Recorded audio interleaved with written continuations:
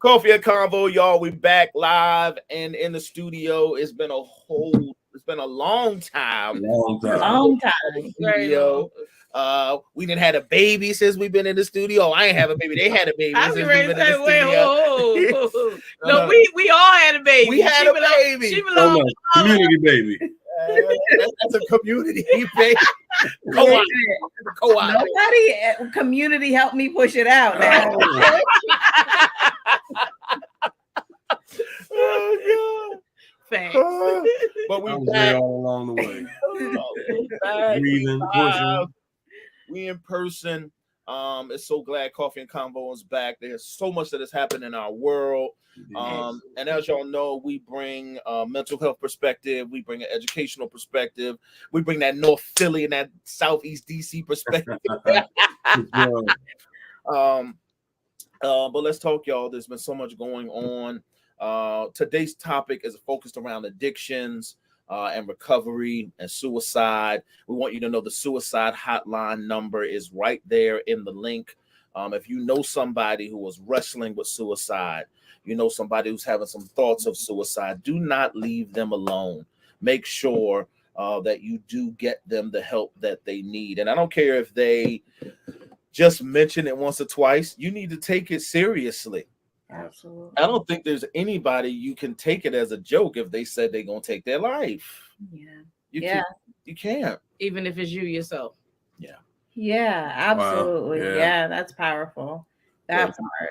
You got to talk to somebody, and you are never alone. You are never alone. There is always somebody who can reach out there and help you. And surprisingly, as COVID has, although Biden announced the pandemic was over, I don't know where Biden is living at, but they still shutting down hospitals where we live at. Listen, we that had part. 20 kids out this week. A couple teachers already. It's not over. It's 2 new variants out. Is it? Yes, it's 2 new variants that are out, and one is not taking to the what's the little cocktail or whatever they're giving everybody, the little antiviral. Can I get a cocktail? The Pfizer antiviral, whatever it is. Okay. Yeah. So I didn't realize that. Yeah, we got teachers out, students out. Is people in healthcare are out. And because he said, quote unquote, the pandemic is over, you are out of work with no COVID pay. There it so companies are not paying for COVID. If you are out with COVID, you are out with an excuse, but you either gotta take your personal time or you ain't getting paid. I still got COVID days in my I was gonna say, shout out to DCPS. We I still got some COVID leave in my show. Right? I don't give them too many compliments, but I'm gonna give them that one. Crazy company I work for, they don't pay COVID. I still got some COVID. It say on your pay stub, but they clearly let you know. Yeah, if you don't have no time, you don't get no time. Oh wow. But the number of suicides and suicide attempts, and no matter what industry or your socioeconomic status, no matter what we've been doing it, we've all been affected. We've seen preachers committing suicide. What's the boy Gustavo Arnal? How you say it? Gustavo? What was Gustavo? What is CFO CEO of Bed Bath & Beyond guy? Yeah. Gustavo Arnal, yeah, that Bed Bath & Beyond boy, and he jumped off of like a roof, didn't he? About the balcony of a high rise. Yeah, it was. Yeah, so when you think about suicide and when you look at the gender differences with suicide, you notice that men usually take like more brutal. They use more brutal techniques in order to fulfill their goal of ending their lives, and so that's why they're more successful at ending their lives, because ending of your life. Yeah. Because they're more brutal. Yeah, absolutely. Yep. I mean, that seems like some movie stuff to jump off the ledge. Well, right? Unfortunately, the movies teach people ways to do it. I hear you. It's life imitating art. That's the age-old adage, right? What came first, the chicken or the egg, the act or the movie? Not the suicides, anything to joke about, but you kind of get where I'm going. You know what the biggest thing is? COVID has, first, prior to COVID, people were dealing with stress. Some didn't know how to cope with it. Some was just going on and just letting it build up. COVID made it worse, especially if you were first responders constantly working. You had those that were home in really bad situations or situations that they felt that they didn't have an out.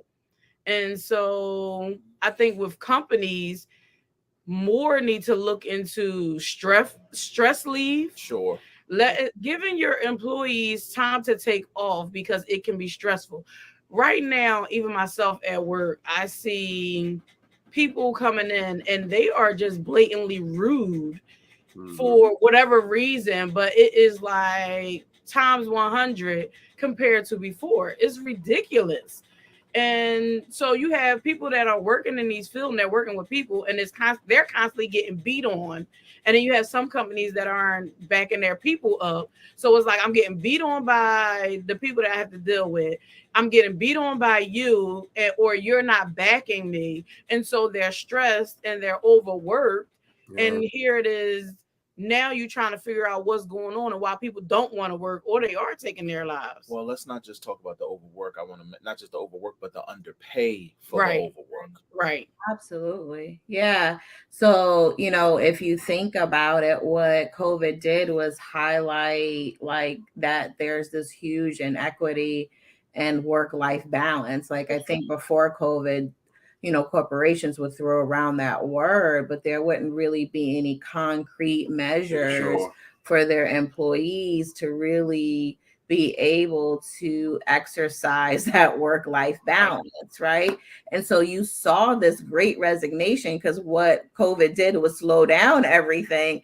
And people were like, wait a minute, it's so great to reconnect with my family, to reconnect with myself, not just to focus on working and providing financially, right? So they were able to explore these other parts of their lives, and they recognized how much they missed that. So I understand this great resignation, right? Like, yeah, why should I go? Why should I endure this? You don't support me. You don't support my work-life balance, and you underpay me. And right. And so when you add all of those things together, I think it's the perfect cocktail for what we're seeing today, And there's always this buzzword self-care, right? You want me to take care of myself, but you want me to get your stuff done over the weekend when I'm not here. That's why folks is what they say now is quiet quitting. Yeah, I had to learn that the other day, and I was like, "Ooh, right." What's Quiet quitting? I'm on board for quiet quitting. Yeah, and when I hear and read what it is, it sounds like, oh, I'm doing my job only. I'm not going above and beyond. I'm not absolutely not giving you more than you're willing to give me in return. Yeah. No, my job description say this. Oh, can you do? Let me see. That's not in my job description. It's above my pay grade. That's quiet quitting. It's quiet quitting. I hear you. I've been quiet quitting for a long time. I've been quiet quitting for a long time. I'm getting just enough, make sure that check clear. But see, that's the thing. Like, they've had to coin this whole, phrase or this phenomenon over what's happening in the workplace, because and for those people like us who still got to work, right? I don't have the luxury of quitting, or I wasn't one of those who got to be a part of the Great Resignation. But this is how we're trying to survive this, right? Well, how to So yeah, I'm giving you the bare minimum because that's all that I have to give, because man, I need to give energy to other parts of my life. And you, Mr. Employer, cannot take all of that, right? Yeah. Wow. And I think about one thing, like, I think sometimes, like, particularly our parents, they're really loyal, and they've been, they maybe worked for these companies for, 30, 40 years, and, they're loyal employees. And then I think about that in the sense of like, yeah, but you can get laid off at any point, and there's not that loyalty to you in return. There's never that loyalty. I literally just had a conversation with an older gentleman today who said he worked for his company for 40 years. And when COVID happened, he said they forced them out. And he said one of his coworkers were 2 years from retirement.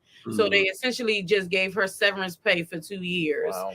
And he was like, and it really wasn't worth what she really was worth. He said, and they all didn't get it. He said, and here it is, I'm 60 years old. Where am I going to go work now? He said, go work for somebody that is young enough to be my grandchild, that's trying to tell me how to do something. He said, or for a company, either I know how to run better than them, he was like, or for something I have no clue about because of my age. He was like, you forced us out, but we're stuck. He said, so now I'm just trying to enjoy life because there's no need for me to go back into the workforce with these options. There's really not many options out for them, and they were forced out. And I think everybody's making that choice. I'm not everybody, but I think our culture is showing that we're making the choice that our lives are more important and more valuable than making you rich off of my efforts that I will never get credit for. And as soon as I'm done, you're going to replace me. Yeah. Yeah. Yeah, there's definitely a rejection of the notion, that we have to work ourselves to death in order to have a, to be successful. Right. But we frame and define it. Yeah. Yeah. Oh, absolutely. I thought about, and I didn't mean to cut you off, John. I didn't mean to cut you off. I thought about how much time I miss with my kids, how much time I miss with my family, chasing that almighty dollar. And if we be transparent, right? That's what I saw my dad do, right? That's what I saw my dad do. That's what I saw my folks do. Chase that money and missed out on the opportunity to be with my kids. Why you looking at me like that? Because I wasn't mentioned in it. Listen, that's your family. No. I'm walking back. That's because you would wait up late for me to come home, and you would spend time with me anyway. So I didn't get a chance to miss you. You made time for me. And I appreciate that, right? I appreciate me working long hours. You would wait to eat till I got home, so we can have that time together. But every relationship ain't that flexible. Most people are not that flexible. Right. And so if I can't find the balance with my family, I can't find the balance with my work. And although I'm working myself to my bone and I still don't have enough money to meet my month. Right. Wow. Yeah. But speaking of money to meet month, you have to think about some of these jobs still aren't paying enough. And then the another big thing right now is these rental companies are doubling and tripling people's rent. And a lot of people are saying that they couldn't afford it, could barely afford it prior to, and now they're really going to be struggling. I watched an interview with a young lady in New York who had this tiny, when I say, I don't even know if you really could call it an apartment, but it was supposed to be 2 bedrooms, and she had to get a roommate.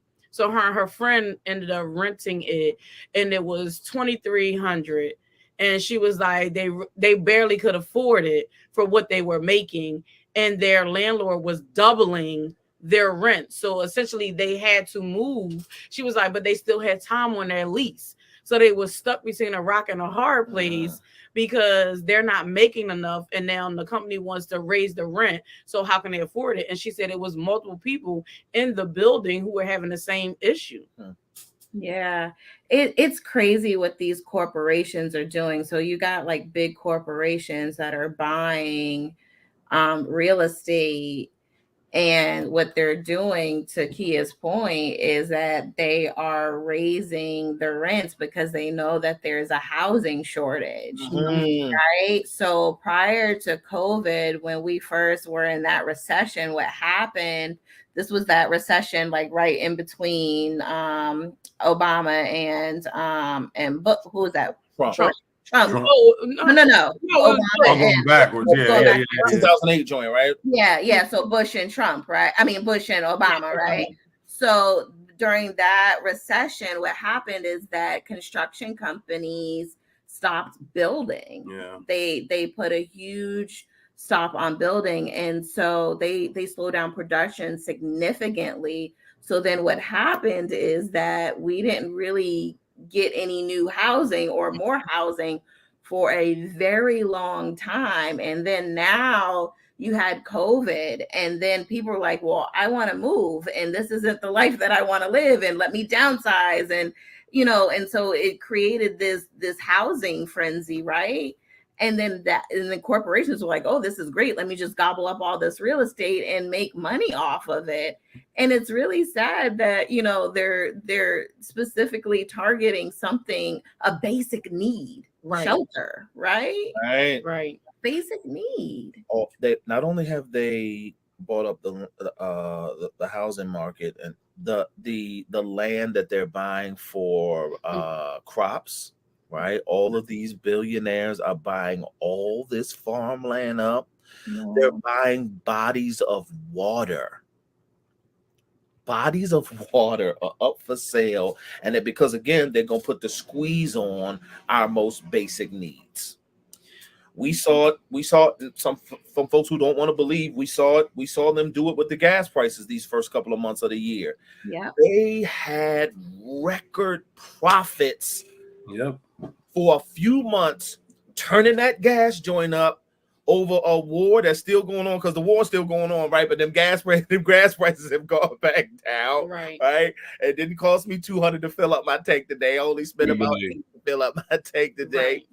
But the first excuse was the war, right? We got to put these gas prices up, but the war's still going on. Then prices are right back down, but they made billions. I mean 18, 19, 20. One company made $40 billion in a few months span on, here it is again, our basic needs. Well, the thing is, if we don't get smart and start essentially growing some of our own food, sure, we're all going to be in a predicament where we have to rely on them. And it's sad because you have so many farmers who lost major crops, with these last storms within the last year. And so another inflation is us buying food. It's ridiculous. Oh yeah. So it's like, Can I get some food stamps? but Please. can I? I'll take them. I will take some. Somebody want to give me Listen. some and contribute to the If I GoFundMe could for get Rice some, I would Grocery take them. Show. But you know what's crazy? They're having issues of their own Sure. because I've gone to the market a few times and it signs up saying that the EBT thing is down and it's all over the state. And I feel bad because I'm like, some of these people really gotta get food for them, them and their kids, and they can't go nowhere if they don't have any money to buy food. So it's like it may seem like it's greener over there, but essentially it is really not always. The squeeze on our heart, the squeeze on our mind, it makes sense why we're having people who are suicidal, depressed, feeling like there is no out, right? And like I'm suffering. Or they slip over into an addiction. Absolutely. To cope with the pain, the real life pain, the real life pain we are struggling with. Right.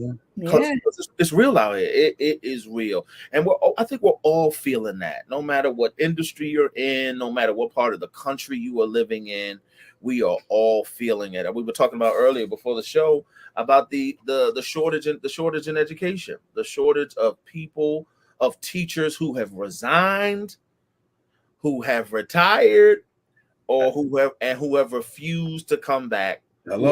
Change careers. Enough is enough. I don't have to take this. Listen, some districts are hiring long-term substitutes. Not some. All districts are hiring. Schools are hiring long-term subs.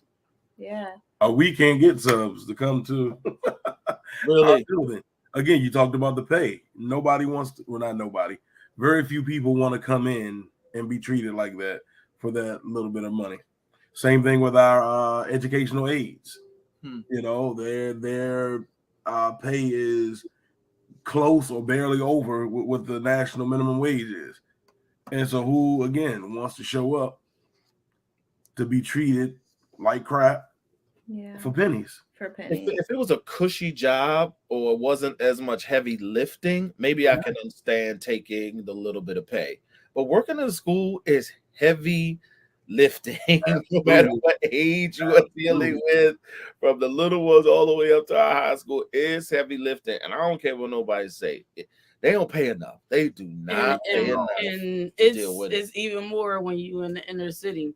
I mean, look at Philadelphia right now. The violence. That what's crazy is majority of the violence are students. The adolescents. Students. And it's so bad that they are out all times of day and night. What was that? Just 2 weeks, not even 2 weeks ago, they 2:00 in the morning in the Northeast ransacked a Wawa. I saw that. Just ridiculous. Yeah. Like 100 teenagers. Wow. It was ridiculous. Like, you taking all this stuff out of there. Why you not home in bed? You got school the next day. How you walking the street 1-2 in the morning on a weeknight? Well, I ain't going to school because ain't no teachers in my class. But we're talking about all those kids so they are getting together planning to go do stuff like they partying. It's ridiculous. It's ridiculous, but it's a symptom of what's going on. There it is. The programming opportunities in the city are nil. The job opportunities are nil, and not that the job opportunities are nil. The pay is nil. Why would I give up my time for working 8 hours for $100? Yeah, right. That's what I'm saying. Right. And then they realize, like, I'm still going to be in a deficit, or I'm still not going to be able to afford basic living needs like housing. Right. There it is. Right. And so, I'm going to be frustrated too. I'm going to be angry too. And I understand why or how this could lead to the behaviors that we're seeing or the violence, that we're seeing, in our cities, and more so particularly in Philly. It makes complete sense. And the violence and the behaviors are profitable, more profitable than any other job that you could throw my way. If I can rob and steal and manipulate and walk away with more money than my parents, more money in a day than my parents are making in a year or a month, yeah, I'm sticking with the hustle. I don't know about it. I'm sticking with the hustle as long as I can. I know that's the mindset, because there isn't hope in Right. the traditional way. Yeah. There isn't hope. They haven't seen enough positive examples of doing it the right way, And everybody counts them out, because instead of trying to figure out what's causing it, how to help them, they all get labeled thugs and criminals and stuff. And some of them really do just need basic stuff. Yeah. I feel bad. I feel bad for my students every day, wrestling with the elements they got to wrestle with. I feel bad for the families that we got to serve, that we serve at week in and week out, because of what they have to wrestle with. I get why taking my life sometimes is an option. I get it. I didn't get it before, but I get it now why it's an option, especially if I don't have no hope, if I don't see a way out in my sphere of influence. Yeah, absolutely. Then what other options do I have? Yeah, what options do I have? And I think, it's a clear indication why we see adolescent suicide rates up, right? And because of situations like this, like there's no way out. I don't see a reasonable path for me. Going the right way isn't gonna meet my needs, and hustling isn't meeting my needs, or it's getting me in a predicament or a place where I don't want to be. So I can see why I want to take my life, or even I want to anesthetize my life with whatever substance, right? Yeah. So yesterday my heart hurt when they were talking about the shooting that they had at Roxborough High School. Yeah, the football players. Yeah, football players got shot. Yeah. They were interviewing a teenage girl, and they was asking how does she feel, and she was like, "It's the norm." And I'm like, that's sad though, that these kids in high school feel that that's the norm. So, what else are they thinking? How are they feeling? What are they dealing with? And who do they have to talk to help them cope with that, or realize that that should not be the norm? That is not, don't make that your norm. It's sad. It is. I think the thing that we have to think about, and the thing that has to shift is it may be your norm, but that doesn't have to be your forever, right? Love that. Although this may be my now, this does not have to be my forever. Right. And if you don't take responsibility, it may not be your that's a new phrase that's come out. It may not be your fault that it happened to you, but it is your responsibility to change or to shift or do something about it, right? Yeah. We're not blaming anybody for the moments that the culture has created that we're living in, but you do have to take responsibility that although this is my environment, this is not going to be my forever, because there are ways out. It may not be the quick money that you want, Right. the quick resources you want, because the reality is anybody who's got some long-term resource, anybody who's got some longevity, it has taken them time to build that structure and build that system for long-term sustainability in your life. The real challenge is we want it, and we want it now, and it just doesn't work that way. Nothing in this life works that way. Nothing worth having. Nothing worth having. No. Nothing in this natural life. No. No. These internets can be quick, and quick, and that. Yes, but that goes to it. Everything we watch and see says the opposite. You can have it now. Yeah. You know, every Instagram post is a get rich quick. Buy these stocks now. Start this particular business right now. And everything we look at is you can have it right now, and it's just not reality. But it's so amazing that the marketing is really identifying a need. I even think need underrepresents what it's really doing, right?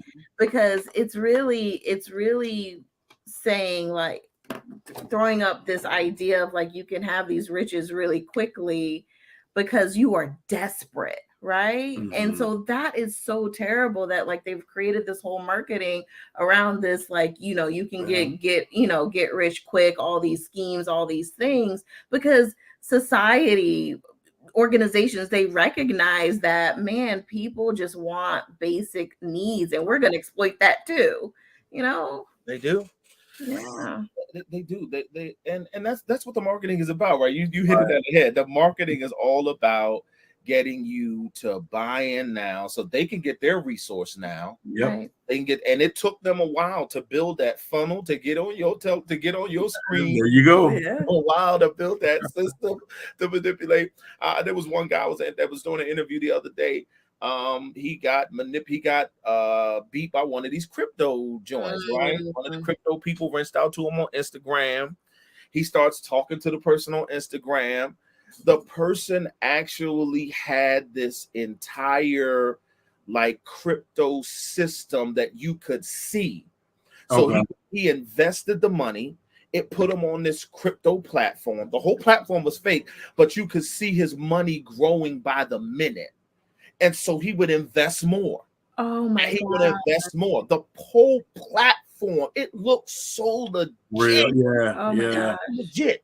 I was like, dang, I want to put some money in the floor like that.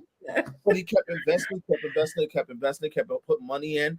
And he thought by the end of the week or the end of those couple of weeks, he had $100,000, $200,000 sitting away. Yeah. And they were like, well, if you want to make the withdrawal, you got to send us another $4 or $5 grand. He sends the money. Never got I think they beat him for a good $25,000. $25. And imagine how many other people they got. Yeah, they beat them like crazy, but it's based on that get rich now. You can make the money now. Here's the reality: the individuals who have gotten the money quick, they are anomalies. The rest of us, you got to work every freaking day. Okay?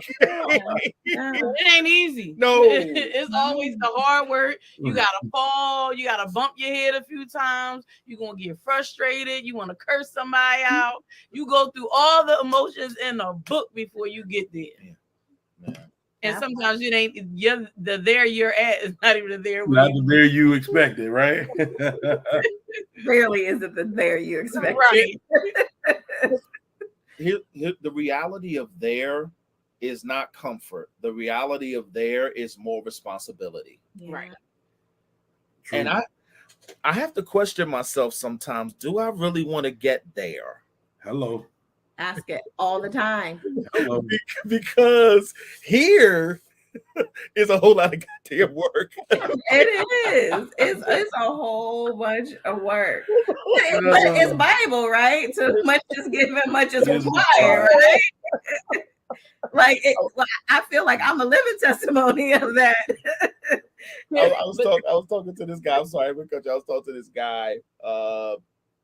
20,000 people at his church.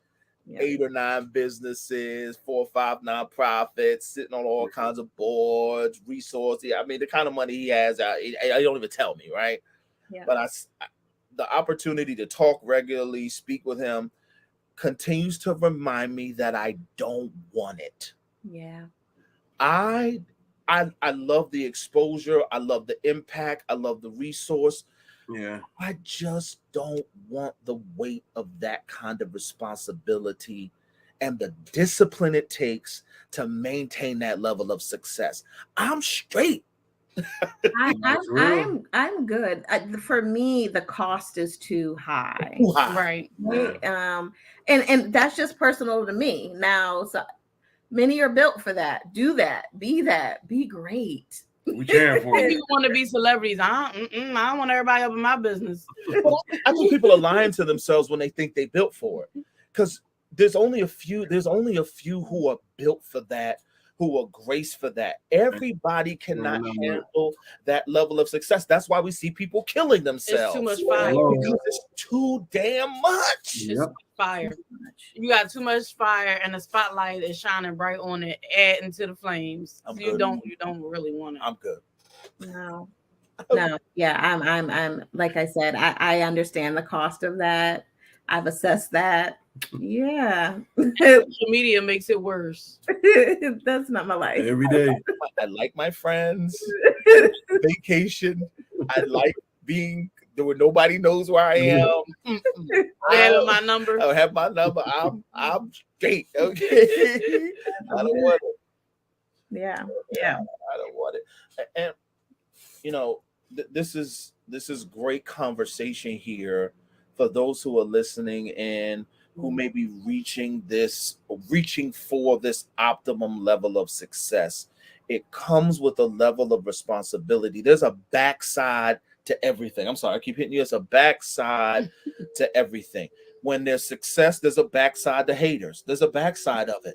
Absolutely. By that big old house, there's a backside to keeping that house and maintaining that freaking house. Right. Yeah. Absolutely. You buy that expensive car, you can't go to Jiffy Lube and get they gonna mess it up. You gonna spend that part. That deal is spend $4,000 on an oil change. Right. Or you can't go down to the mechanic down the street, right, to get some quick breaks. That ain't no, you can't pull up in the parking lot and say, yo, come over here. Right. You can't get the hookup from your cousin who might sometimes part-time work at you will come by. Absolutely not. And I wonder how many people have committed suicide because it just got to be too much. Too much. Yeah. And I think it goes back to even something that you said earlier, talking about how, the things that we're talking about in terms of like some of the things that can kind of get you to the point of suicide.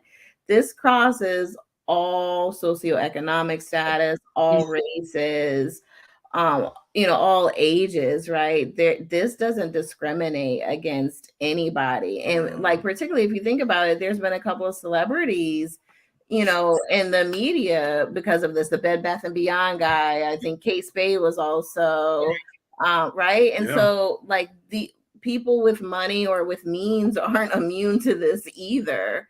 And so that's why we need to take this very seriously, understanding like what the warning signs are, talking about it. We really need to normalize the idea of talking about suicide. I think sometimes we don't like to say the word suicide. Just because we talk about it doesn't mean that the person is going to do it just because we talk about it, right? But actually, go ahead. No. But I was saying when we talk about it with the person, we can actually help get them the support that they need. Right. No, I will say, and it's not always the ages that we think.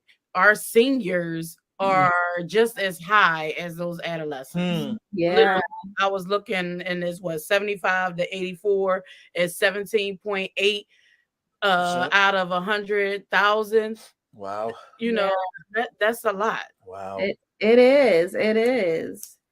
And yeah, and that's the other part, thinking again, going back to what I was saying, like it crosses all age spans. So check in on grandma and grandpa, right? Check in on your adolescents. Yeah, for sure. Check in on your 30-somethings too, right? Like check in on folk, let them know where I'm here. And again, the line is down below, and it's 24 hours. Line.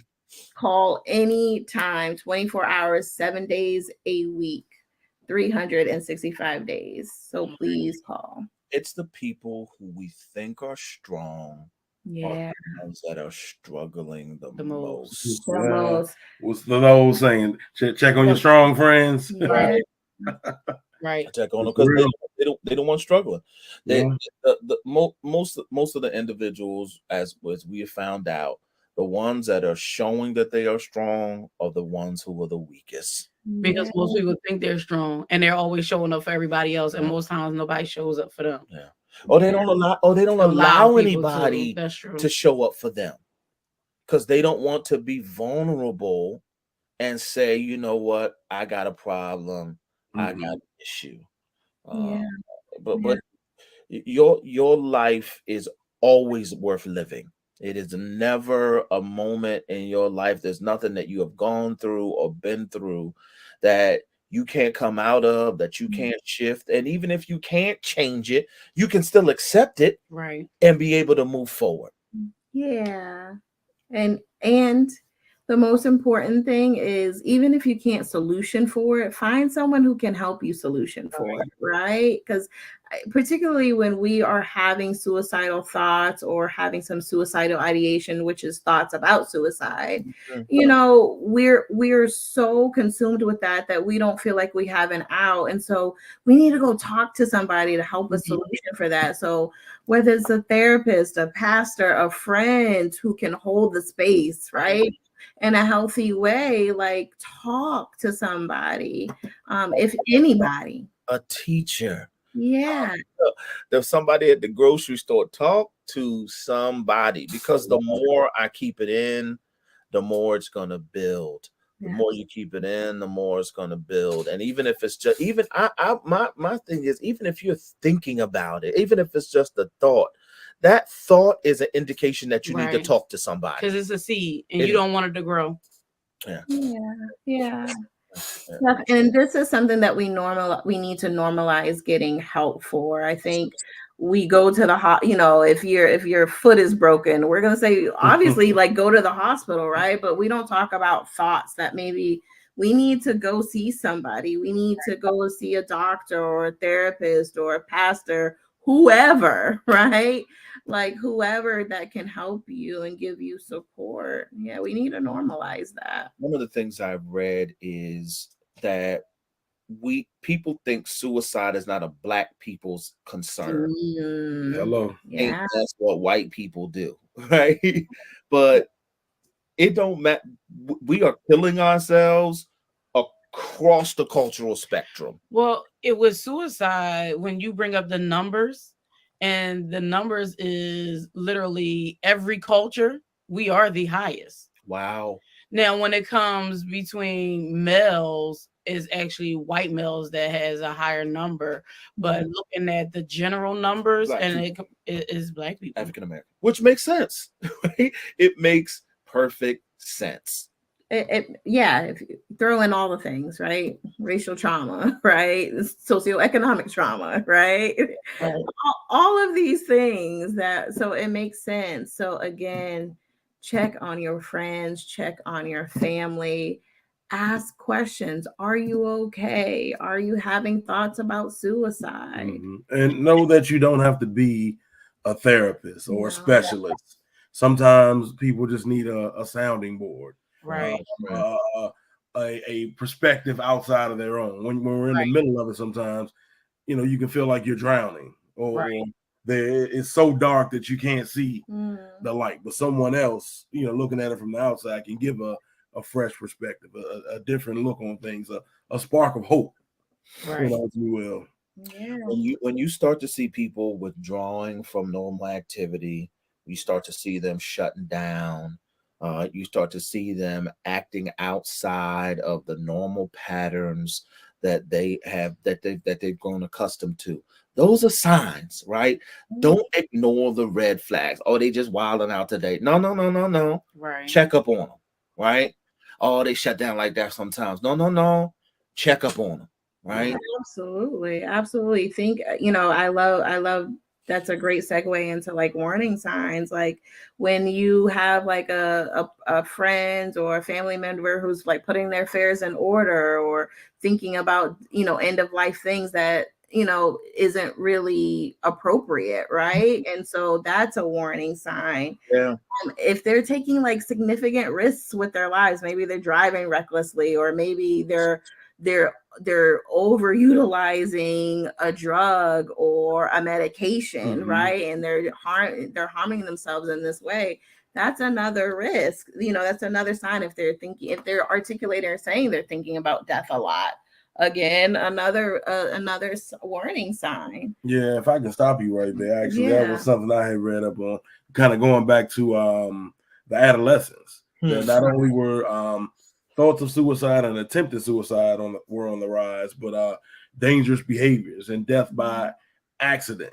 Because the lack or perceived lack of value of life are leading to these more extreme behaviors. And it's like it can be looked at as like a form of suicide, or you're dangling with it because you got to play with your life. Absolutely. All these social media challenges, some of that stuff. Y'all, buddy. Okay. But you pointed out. Yeah. You pointed out that lack of value for life has you taking risks. Right. Yeah. That are unnecessary. That's a good point, John. Good point, John. Was also contrary to popular belief that most suicides are not during the winter and the fall. It's actually in the spring into summer.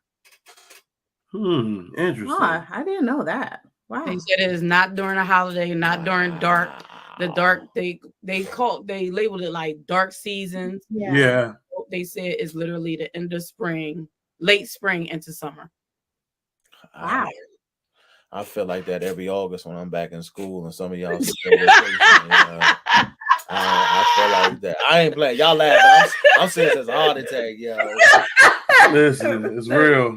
It's real. It is. You need to have a moment. Yeah, I'm talking to my friends about my moment, Like, eat up, I'm in August doing PDs and Negroes in Bali, chilling out. Last one. Welcome to this education life. It's got to be a better way. Listen, we've been on long. We've been on today. We'll be back. We'll be going once a month. I want you all to follow our Facebook page, Coffee and Candid Convo. Make sure you check us out on Instagram. All of that stuff is in the link. Follow us. Make sure you get the notifications. We'll be back. We'll continue to talk about mental health, sports, politics, family, relationships, making sure that you have the candid information you need to endure the times that we are facing. Our goal is so that you are never alone. So there's always a voice speaking up for the voiceless and tackling those issues that folks are refusing to talk about, particularly in our community. We love y'all. Hope y'all have a wonderful day. We'll see y'all next time around.